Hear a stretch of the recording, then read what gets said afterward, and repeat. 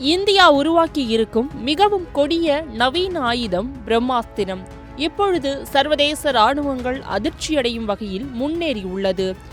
மணிக்கு 10,000 கிலோமீட்டர் வேகத்தில் பறக்கக்கூடிய 1500 கிலோமீட்டர் தூரத்தை கடக்கக்கூடிய ஹைப்பர்சோனிக் ஏவுகணைதான் இது.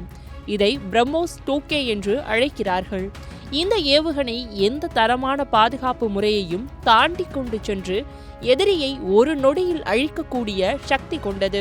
உலக அளவில் புகழ்பெற்ற S-400 மற்றும் அமெரிக்காவின் தாட் போன்ற பாதுகாப்பு அமைப்புகளும் இதை தடுக்க முடியாது என்று இராணுவ வல்லுநர்கள் தெரிவித்துள்ளனர்.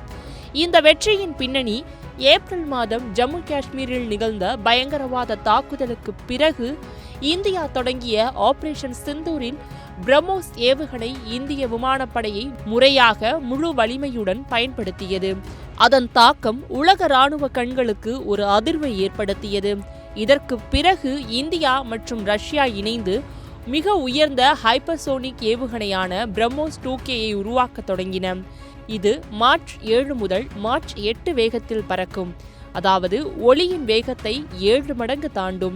மேலும் மிக குறுகிய நேரத்தில் மிகப்பெரிய தூரம் சென்றடையும் திறனுடன் இடைமறிக்கவே முடியாத அதிரடியான ஆயுதமாக இது உருவெடுக்கின்றது.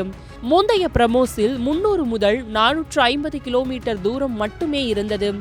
ஆனால் இப்பொழுது 1500 கிலோமீட்டர் தூரம் வரை தாங்கக்கூடியது இந்த நவீன பதிப்பு. இந்தியாவின் பாதுகாப்பு வரலாற்றில் மிக முக்கியமான திருப்புமுனையாக பார்க்கப்படுகின்றது.